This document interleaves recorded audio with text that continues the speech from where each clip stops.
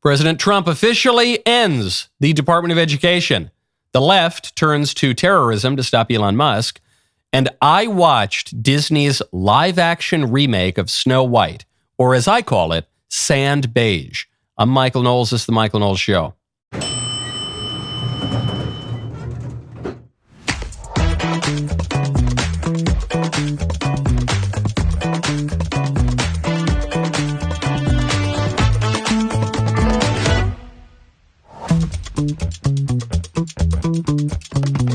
Welcome back to the show. Boy, oh boy, will we get to this Snow White review. I was among the first people to see Snow White in theaters because the producers and the publicists made me do it. I was one of the only people to see it in theaters, judging by the opening reviews. I will give you my review because there were profound things in Snow White. That's all I'll leave you on now, though. Maybe I loved it. I don't know. Maybe I loved it. You know what I do love? 4547 whiskey. As we continue to celebrate the victory of our 47th president, there's no better way than to introduce the 4547 Patriot Edition American whiskey produced by the team at Wise Spirits right here in our hometown of Nashville. Their masterfully crafted American whiskey pays homage to the very essence of our great nation. Celebrating its rich history and vibrant culture, each batch is carefully selected from the finest barrels, with each drop representing a testament to precision and quality. Best part is, this whiskey is made by patriots, for patriots, and embodying the spirit of the American dream. I find, too, sometimes with whiskeys, I like to collect them. Really special ones, like a whiskey from your town or something, or a whiskey from a special occasion. I'll throw a bottle just in the cupboard. This is one of those whiskeys, too. So I would recommend, you enjoy sipping the whiskey, but then maybe you also save a bottle. That's what I would do.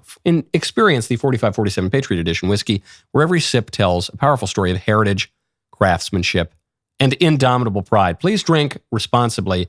4547 Premium American Whiskey, 46% alcohol by volume, copyright 2025. Wise Spirits, Nashville, Tennessee. Must be 21 years or older. President Trump has... Oh, you know what? Before we get to this big story, I knew something smelled a little off in my room. We got to go to thecandleclub.com/Michael, get that nice Smells and Bells candle. Much better. President Trump has directed his education secretary, Linda McMahon, to take, quote, all necessary steps to facilitate the closure of the Department of Education and return education authority to the states. This is according to a White House summary of the executive order. And it, of course, calls for, quote, uninterrupted delivery of services, programs, and benefits on which Americans rely. The libs are going to try to scaremonger about this. I don't think it's going to work. In terms of money, most of what the Department of Education does is facilitate all sorts of loans, Pell Grants, that sort of thing, to bolster our failing education system. I don't think people are going to miss that all that much. It's been one of the biggest drivers of rising tuition in recent decades. Then of the thousands of employees at the Department of Education, it's hard to point out exactly what any of them do other than, this is the third thing, harass ordinary Americans and try to push leftism. In practice, most of the consequential political action that the Department of Education takes is enforcing radically leftist interpretations of civil rights law, transing your kids, and forcing parents no longer to have any say in their kids' education. That's it. You know the one thing that we know for certain the Department of Education doesn't do?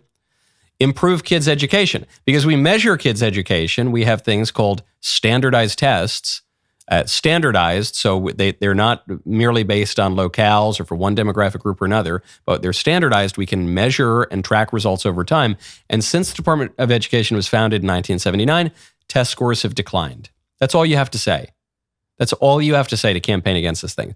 Republicans have been campaigning against the Department of Education since it was founded.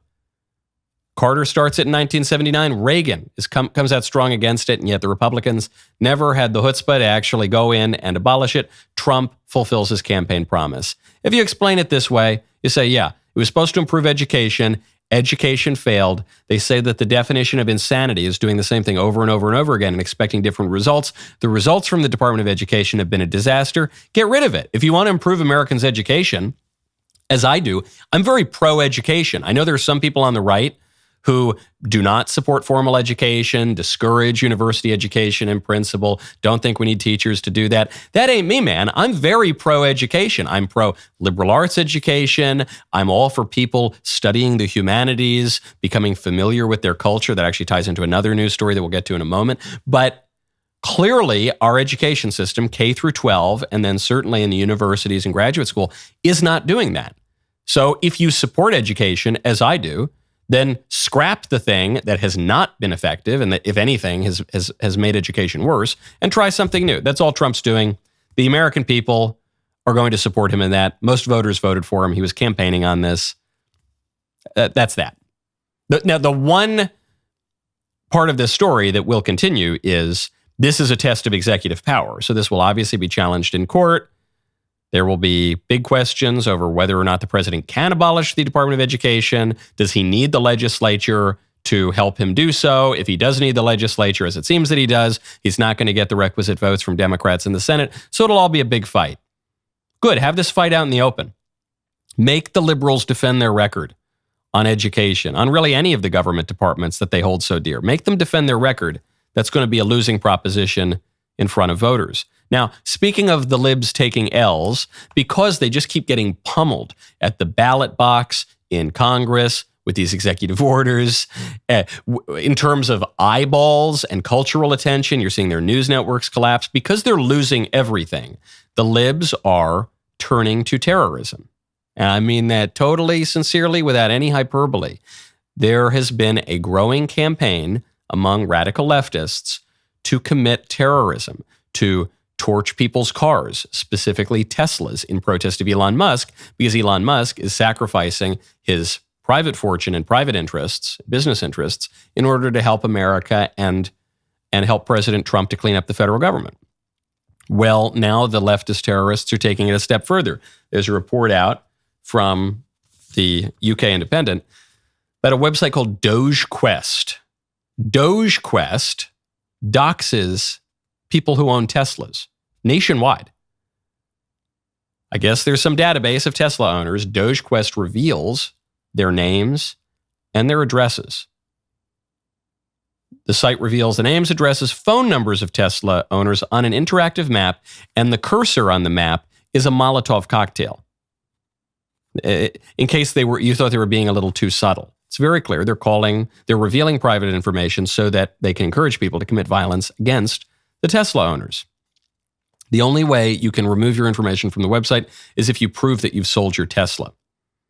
Otherwise, your information is going to be out there and wackos are going to be encouraged to commit violence against you, maybe throw a Molotov cocktail at you. This is not the first time we've seen the left do this. The last time that the left did this was in the 1960s. And they did it. We had the Weather Underground, terrorists who killed all sorts of people and then went on to become mentors to Barack Obama like Bill Ayers did, and to be revered and to be given cushy positions at universities by the left. But they committed terrorism. And what is terrorism? People throw that word around. Terrorism has a specific meaning. It's when you target civilians with violence to achieve political ends. And that's what's happening here. Just ordinary people who buy nice cars. There's an irony here, which is that a lot of Tesla owners are super liberal because Tesla, being an electric car that's quite expensive, previously coded left. So you had a bunch of libs in blue cities who were buying them, for climate change or whatever. So it is kind of ironic that the left is doxing their own right now. But it's not good even if it is leftists who own it. Now they're just demanding that people sell them. Okay, this is what the left did in the 60s. Conservatives shouldn't be complacent about this because eventually, Americans got sick of the political violence and the tumult, and they elected Richard Nixon, then they re-elected Richard Nixon in a landslide, and then the deep state had to do a coup d'etat on Richard Nixon because the people loved him so much. But the left did get a lot of what it wanted. The left did get a lot. I mean, that was a major cultural revolution in the 1960s. It upended our government. It upended American society. It upended how we view ourselves and human identity. We are experiencing another such cultural moment right now. And that's why the peaceful transfer of power has not been all that peaceful. And most of the violence, by the way, has come from the left. Now, speaking of violent criminals, the libs are continuing to defend Tren de Aragua. They are continuing to defend not only the illegal aliens who haven't committed any crimes since they crossed the border, and they're just sweet little abuelas who are cooking croquetas for their grandchildren, and who would want to deport them? The libs are defending face-tattooed Satan-worshipping gangsters, and the White House has a response. First, though, I want to tell you about my friends at PragerU.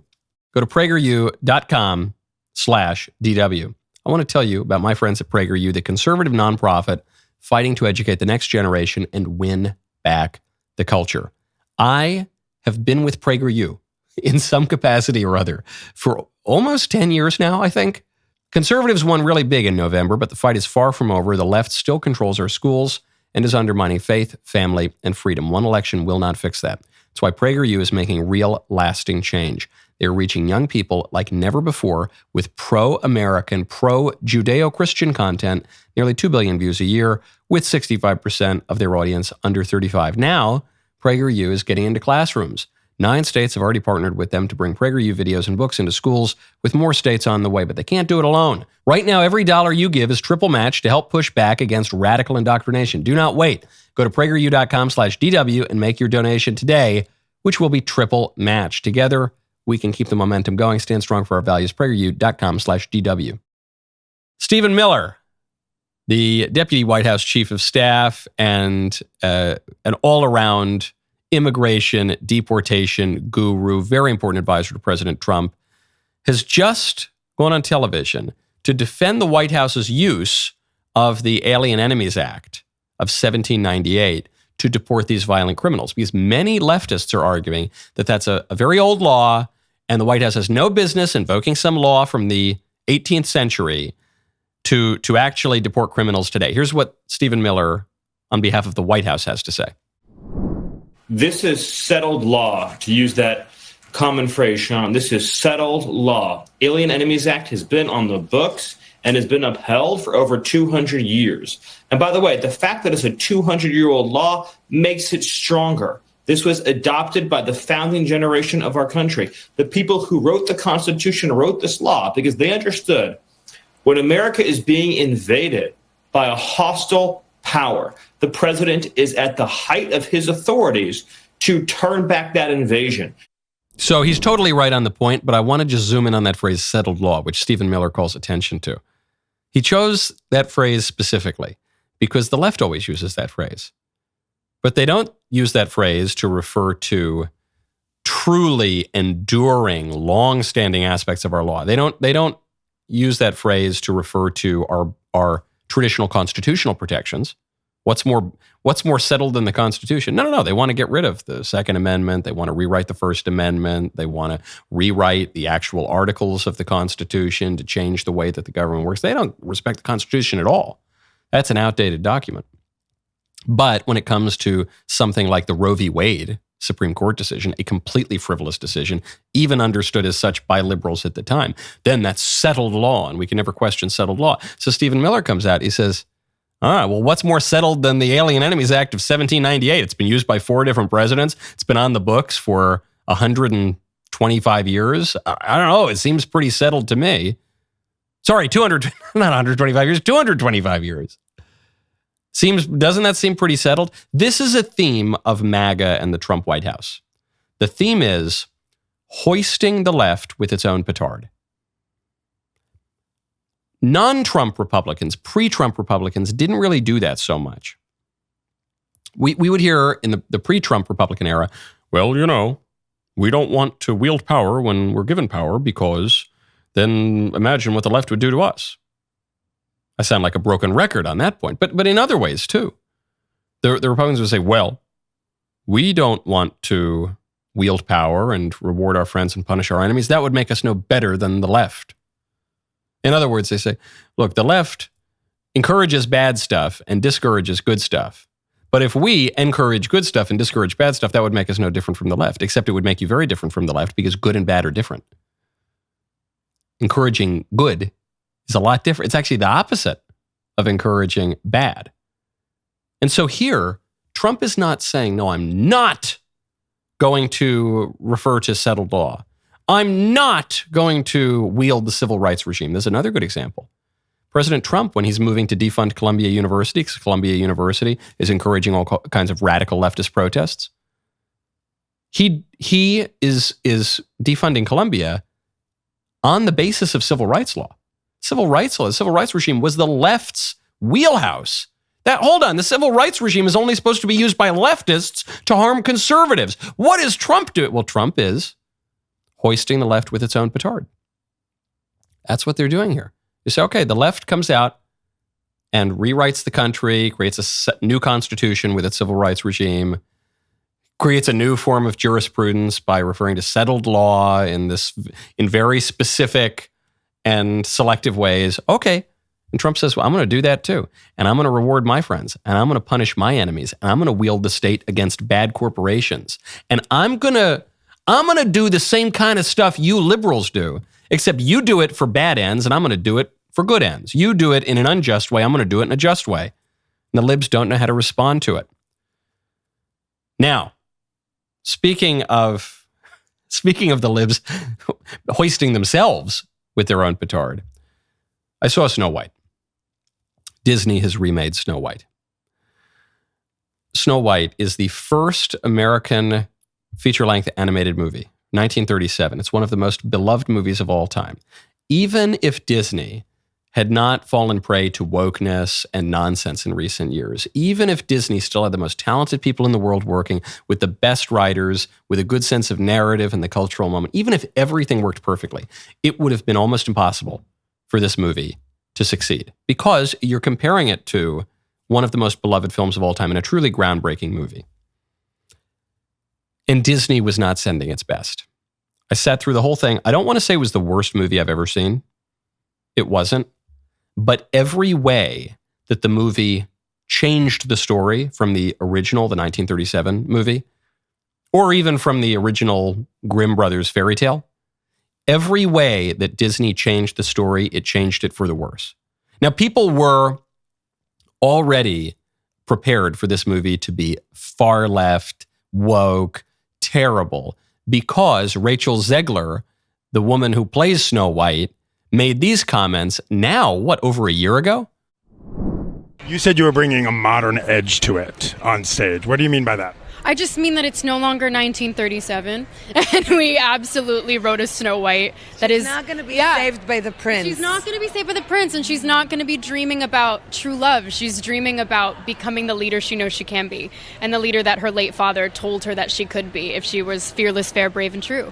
And so it's just a really incredible story for, I think, young people everywhere to see themselves in. Snow White is running for president. I'm launching my campaign. I am. Now, that's actually really profound, running for president. She's supposed to be a princess, but it sounds like she's running for president. That's really profound. But speaking of president, Rachel Zegler also posted, F Trump kinds of posts on social media. She also said that she hoped that Trump supporters, quote, never know peace. So people were already gearing up. Oh, man, this is going to be a rough movie. Disney responded by scaling back the premiere. I don't know that anyone really showed up to the premiere. The Rotten Tomatoes reviews are looking pretty bad. And they did, it seems like they tried to tweak a few things, but this movie is bad. And I'm not some curmudgeonly conservative that thinks every new movie is bad, okay? Don't forget, I liked Barbie. I actually really liked Barbie. I'm pro Greta Gerwig. I liked what was the movie? There was some movie about, was it Midsummer? Some movie that was a kind of environmentalist Christian movie that everyone hated. I liked it. I'm kind of fair on these things. This was really bad. It was extremely leftist on every political dimension: racial politics, sexual politics, class politics, regime politics. Its narrative was cowardly. It was just awful. So the obvious point, I don't even know, am I allowed to say it? She's not white, but she should be. Snow White needs to be white. I've been referring to this new movie as sand beige. She is a vaguely brown lady. I'm not white enough to be Snow White. I'm also a fella. But I'm not white enough to be Snow White either. She is Snow White because of her skin color. She's the fairest of them all. So you could even say, all right, the new movie, it's going to rewrite what Snow White means. And it's going to say that she's like snow because, she's unique like a snowflake or because there was a snowstorm or whatever. But they kept in the, there's spoiler alerts, by the way. I should have said that earlier. They kept in the movie the line, mirror, mirror on the wall. They changed it to magic mirror on the wall. Who's the fairest of them all? And so you can try to abstract that again and say, well, she's really fair in that she's not unfair. You know, she's really fair-minded. But she's got to be white, okay? It's not. It'd be like Disney presents the autobiography of Malcolm X starring Tom Hanks. It'd be weird. Disney makes the live-action remake of Moana, and the big fat Polynesian guy is going to be played by Seth Green. You know, it doesn't work. Acting is a visual medium. Film is a visual medium. You have to look a certain way. Not for every role, by the way. Denzel Washington, black guy, played Macbeth. Macbeth, where some people objected to that. I actually felt colorblind casting in that kind of a Shakespeare play was okay. It was totally fine. Denzel Washington had a great performance. But in a movie called Snow White, in a movie called like The Whitest Lady Ever, Disney presents The Whitest Lady Ever starring a Latina. Not going to work. Okay, so right off the bat, doesn't work. The sexual politics of it were, as she said, it's not some great love story. She's not a fair princess. In the animated movie, she shows up to the dwarves' house, and then what does she do? She cleans the house, which is a mess, and she prepares a meal. But in the new movie, you can't have the lady cooking and cleaning all by herself, certainly not. So what does she do in the new movie? She just takes a nap. That's the ideal of the modern woman. She doesn't cook. She doesn't clean. She just sort of sits on the couch, veges out, takes a nap. In the remake, in this new movie, she fights men physically, which is one of the most ridiculous conceits of the last 20 years of filmmaking, the last 10 to 15 years of filmmaking, is you have women, like in Star Wars, you have women physically fighting men, but women can't physically fight men. Ever. Men are just physically stronger than women. So that part is totally absurd. And who is she fighting with? She's fighting with this criminal gang because the Prince Charming in the traditional fairy tale and in the 1937 movie, has been replaced by a common criminal. We'll get to what that means in a moment. First, though, I want to clear the air, which means I want to tell you about rabbit air, something I'm very, very excited about. You got to go to rabbitair.com. Have you heard about Rabbit Air's A3 purifier? It is pretty impressive. They've won awards for their design that uses 6 stages of filtration to clean your air. It doesn't just catch particles floating around, it actually removes odors and pollutants too, so your home feels genuinely fresh. Everything is super customizable. You can change the faceplate whenever you want for a new look, mount it on a wall, set it on the floor, even choose specialized filters depending on what you need. They have options specifically for cigar smoke or those harmful VOCs. I love it. It hasn't come yet in the mail. I have a Rabbit Air currently running in my office 24/7. I totally believe in this product. I've used it for years at this point. I'm now getting a custom Mayflower Cigars Rabbit Air, which is great. I try not to smoke in my home. However, when you got Rabbit Air, which is very, very good at cleaning smoke out of the air, it's a whole new day. The quality is phenomenal. Just go to rabbitair.com right now. You can call anytime. They have consultants available 24/7 to answer questions and help you figure out what works best for your space. Rabbitair.com. My favorite comment yesterday is from NBGN7QS, and this was picked by the producers, I think by Professor Jacob. So if this was a bad comment, I want no responsibility. It says, Michael, click this JFK video. Click. Can't believe you fell for it. You're so naive. Lol. yeah, that's true. I did it again. I did it twice. But at least yesterday I talked about the JFK files, which will produce nothing, by the way. They will produce nothing, I'm positive. So I'm not reading one page of the 65,000 pages or whatever. You're free to. If you find anything juicy, please let me know. I'm all ears. I can't wait. But kind of seems like the federal government is loosey with the football on this stuff. Yeah, no. Our government's been lying to us for 60 years, but now they'll tell us the truth. Okay. You've got crazy racial politics in the new Snow White movie. You've got crazy sexual politics in the new Snow White movie. And when I say crazy, I don't just mean offensive or subjectively unpleasant. I mean untethered from reality.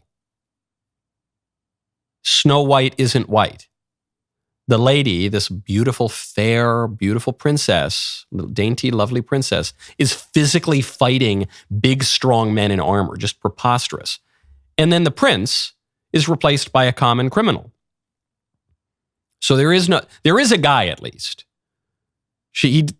Another spoiler alert. There is a guy and he kisses her, but he's not a prince, which I think plays into, and this is where the badness of Snow White gets deeper than maybe even the writers understand. It plays into the prejudices of our leveling democratic age, lowercase d, where at least, even with the Republican virtues that we've had in America for 250 years, at least we had an admiration for order, even for hierarchy, at least hierarchy in a kind of natural dignity. At least we supported, normal, orderly things. We aspire to be great. We aspire to be noble, at least noble of spirit, if not with a formal nobility. Here, though, in this modern leveling democratic age, we can't acknowledge nobility. Nobility is bad. They grudgingly left the king and the queen and Princess Snow White in there because they have to, because that's the whole story. But wherever they could, they diminished hierarchy, order, nobility, aristocracy. At a really deep level, when you think of modern intellectual trends in politics, you've seen a turn on the right toward aristopopulism. That's a much joked about term. But the notion that there is good that we should be seeking, a move toward the common good, toward a more classical conception of politics. And so the left has doubled down on this leveling kind of egalitarianism. Now, the queen is motivated by envy. That's the one part of the story that they seem to have they've left all right, which is, that your envious heart, says the mirror to the queen. And there's this notion that envy is the beginning of the trouble in the cities. You see this in Dante. Dante makes that point almost exactly, I think, in Canto 6 of Inferno. So the envy is there. I mean, that gets to a political reality, but the leveling of the political order is kind of silly, which reaches its climax in the final scene of the movie, penultimate scene of the movie, when Snow White leads an insurrection, basically. For all the libs talk about how they hate insurrection, they have replaced the way that the queen dies in the original movie with a kind of an insurrection. So Snow White shows up. She says, I'm back, and I'm here to take my rightful role as the ruler of this kingdom. And the evil queen says, okay, here's a dagger. Stab me if you want to take my throne. And Snow White says, well, I can't do it. So then the queen says, all right, guards, kill her. And just as the guard's about to kill her, Snow White knows the guard's name and tells him his name and asks him how his wife and kids are doing.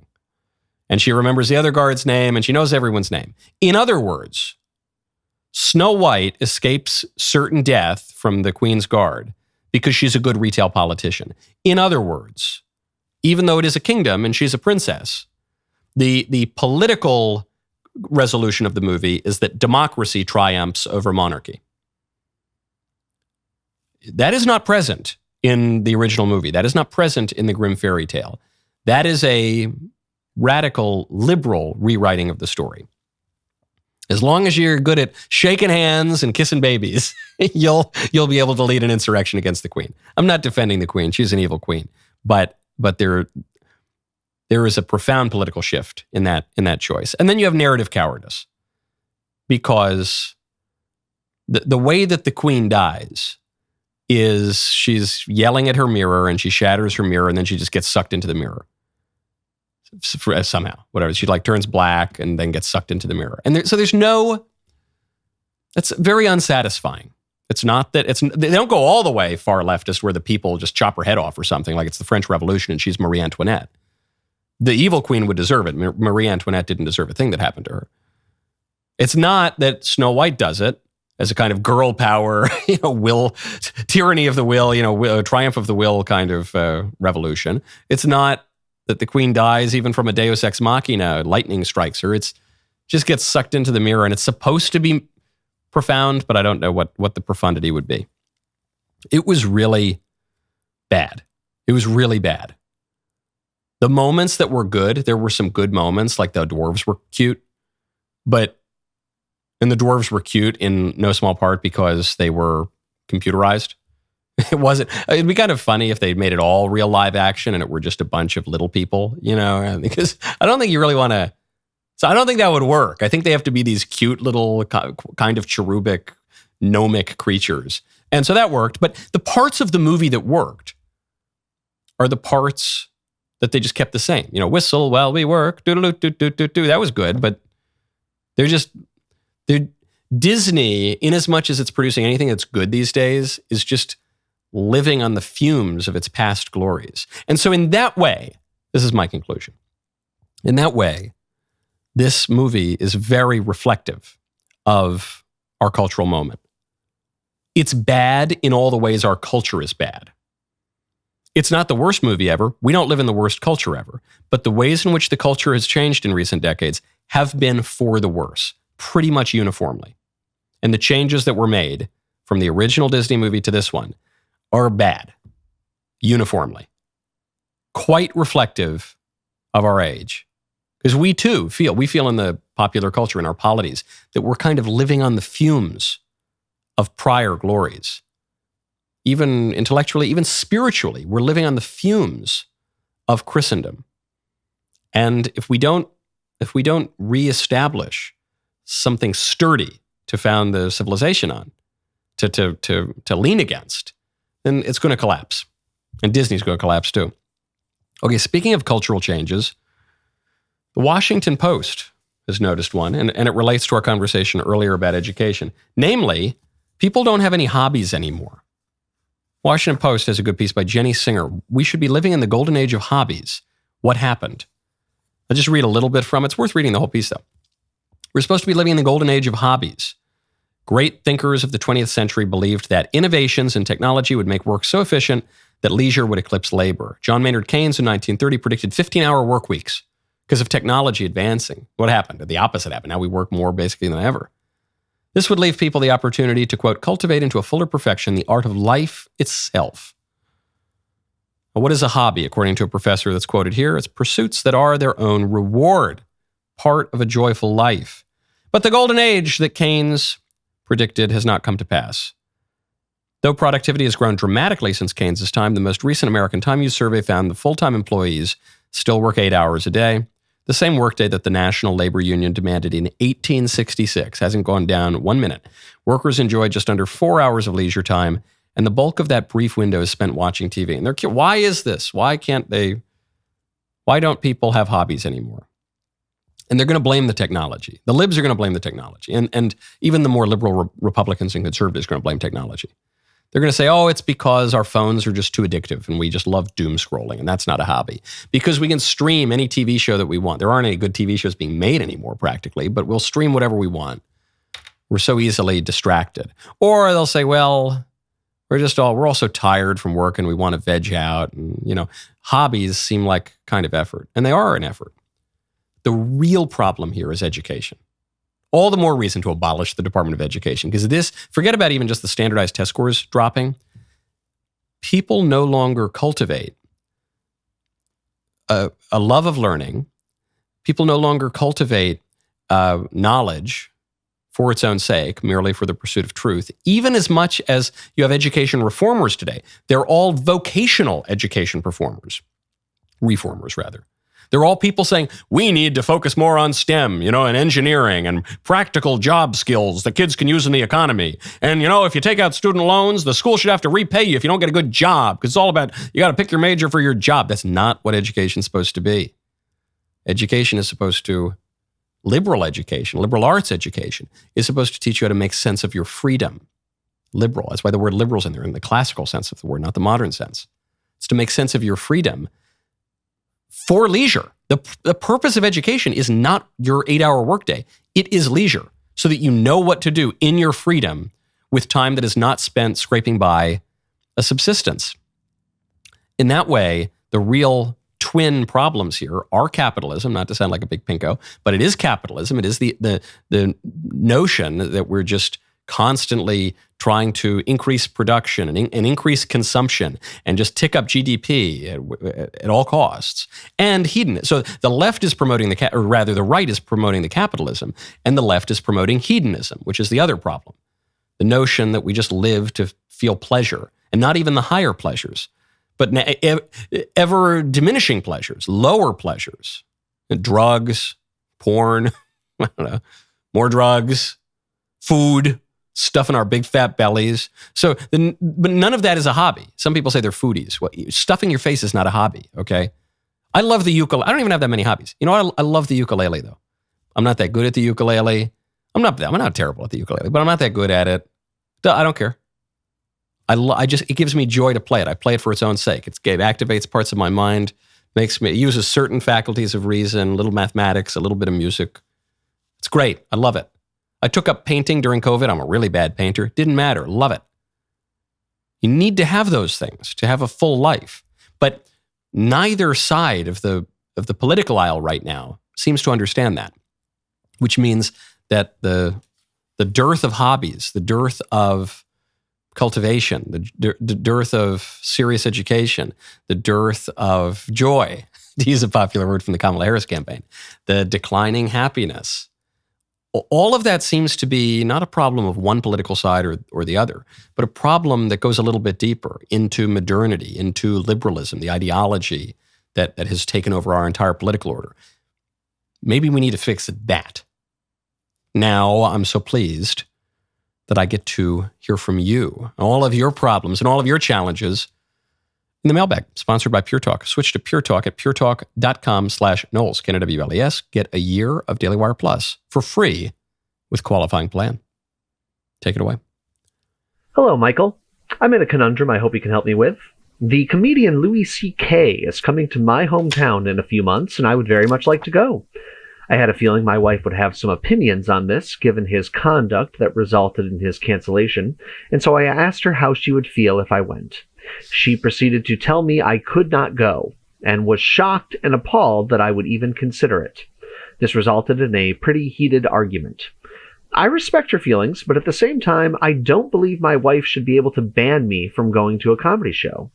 Did I make a mistake in asking her? Should I honor her wishes and abstain? Is she correct in her banning? I appreciate your advice. No, she's not correct at all. And now, unfortunately, because you made a mistake in asking your wife's permission to go to a comedy show, now, unfortunately, you have to go, even if you don't want to. Absolute, completely unacceptable behavior from your wife. You can't let that go. In fact, it is your responsibility as a husband to husband your wife, to lead your household, and demonstrate to her that that's not how things work. Absolutely insane. It's not that I don't ever do things that my wife doesn't like. It's not that I don't ever get my wife's opinion on things. I get my wife's opinion on most things. But the notion that your wife is going to tell you what to do, that you as a husband ask your wife's permission. I ain't asking my wife's permission for anything, That is, you need to be a loving husband. You need to be good. You need to consider her feelings. In this case, she's being quite irrational, telling you can't go to see one of the best living comedians, maybe the best living comedian, now that Norm Macdonald's dead. Insane. Now, how could you have phrased it differently? Because a lot of men have this. They have this line. What's the line? Happy wife, happy life, which is completely absurd because they think you're going to make your wife happy by making yourself into her wife. You're gonna emasculate yourself. That's going to make your wife happy. It's going to make your wife resent you. It's going to make your wife disrespect you as she is doing. No way, man. The way to make your wife happy is to live in a rational way in accordance with virtue, recognizing your role in the marriage and her role in the marriage. So the way you could have heard her opinion on this without asking permission, which is disordered, is you could have said, hey, honey, look, Louis C.K. is going to be in town. I think I'm going to get tickets. Do you want to come, or maybe just me and the guys? And then you've phrased it totally differently. Sure, if she wants to come, great. If she says, yeah, I can't believe you're going to see him. Oh, yeah, I know. He got in trouble a few years ago for whatever, but whatever. He's a funny comedian. Are you really going to? I really am going to go. Yeah, I certainly am. Absolutely. Now you have to go. It's your duty. I'm not even joking. It's kind of funny, but I'm not even joking. You have to go. Next question. Hey, Michael. I'm a big fan. I had a rough beginning of my week with some bad personal dynamics with the people around me, people close to me. And I put on a pair of pants tonight. I came home from an event pretty frazzled. I reached into my pocket and found one of those stamped pennies, that you get at the carnival. And it has the Lord's Prayer on it. And I saw it, and it gave me comfort. And I was raised Episcopalian and became atheist and then agnostic, and I've been feeling a calling. And I just want to ask, why Catholicism? What about it will bring me closer to God? Thanks much. Oh, really good question. Kind of took a turn there at the end that I wasn't quite sure where you were going as I was listening to you. But that's great. Those little coincidences, sometimes those big coincidences. You find the coin just when you're feeling really low. You find the coin with the Lord's Prayer. Boy, isn't that great? So that's wonderful. A lot of people, myself included, were raised in religion, went away, became an agnostic, atheist, all the rest, whatever. So you ask why Catholicism? I'm a mackerel-snapping papist myself. And why Catholicism? I think that the historical claims of the church are true, and I think they are demonstrably true if you go back to the writings of the church fathers and so on through the ages. I think the theological claims of the church are true, also date back to the very, very early church. And so I just think it's true. And it's, our Lord says the gates of hell will not prevail against the church, and he'll always be with the church. So I think that the church really is who she says she is. But you asked a specific question. You said, what about Catholicism will bring me closer to God? And there is a simple answer. Many answers, but one that most quickly comes to mind, which is the Holy Eucharist. In the Catholic faith, we believe, correctly, that the host, the communion wafer, when consecrated, becomes the body, blood, soul, and divinity of our Lord Jesus Christ. This is a sacrament, and there is a transubstantiation that occurs whereby we are in the presence and we indeed consume our Lord. My flesh is true food, my blood is true drink, he tells us. Whoever does not eat the flesh of the Son of Man and drink his blood has no life in him, our Lord tells us in the Gospels. So that's the basis of the transubstantiation. And we see this at the Lord's Supper when he says, this bread is my body. Eat this in memory of me. This wine is my blood. Drink this in memory of me. So anyway, how do you get closer to God than by actually being in his presence, adoring him in the Blessed Sacrament, and indeed consuming him in a true Holy Communion, a sacramental way. Especially that, all food, we take in food, I eat a hamburger or something. My body turns the hamburger into me in a really tangible way. Like the food is broken down and then it is used to generate new cells for my body.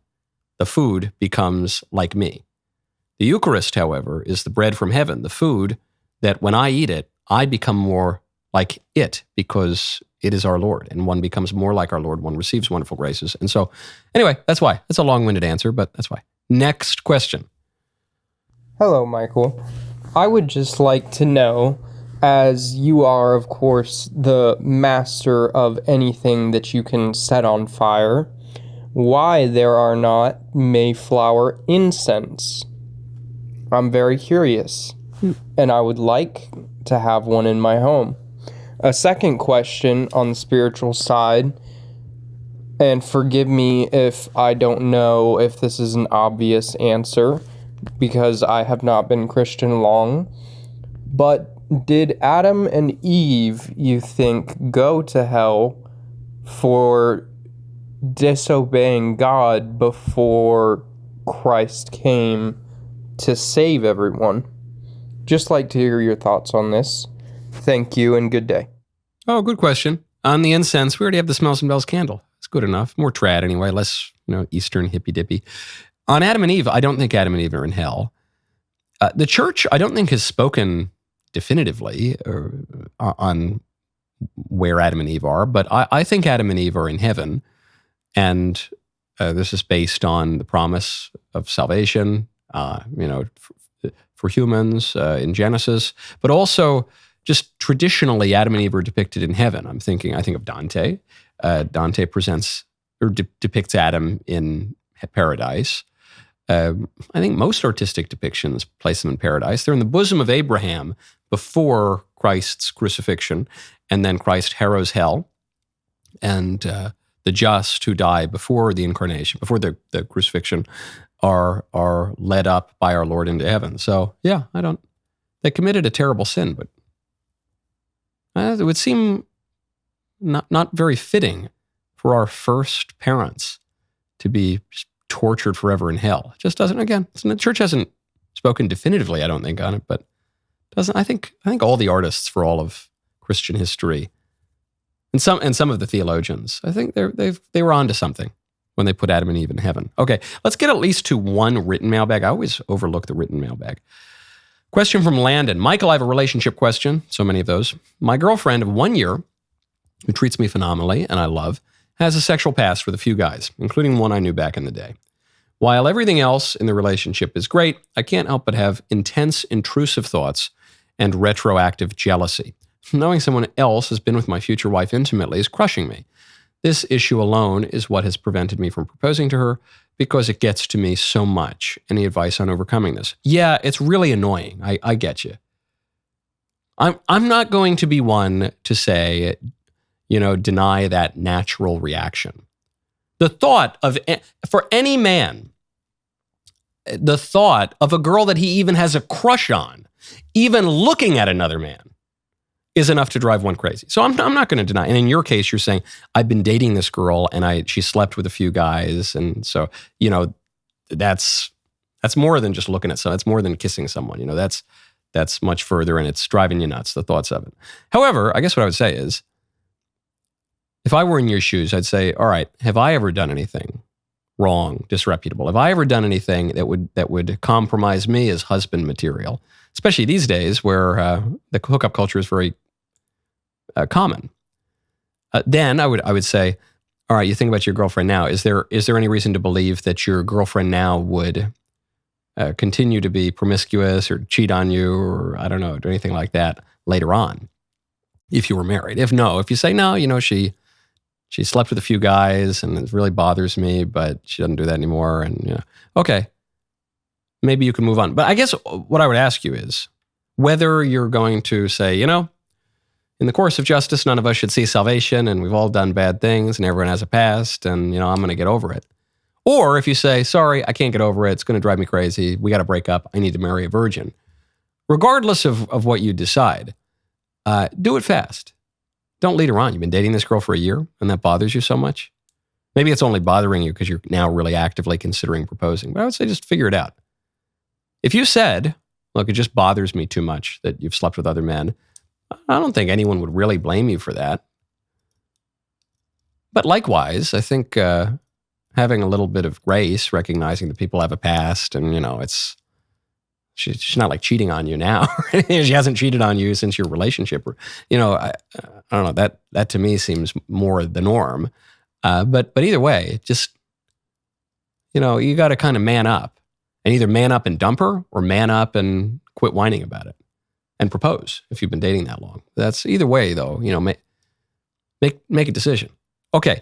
I cannot stick around from the Membrum Segmentum today. It pains me more than it pains you, I promise you.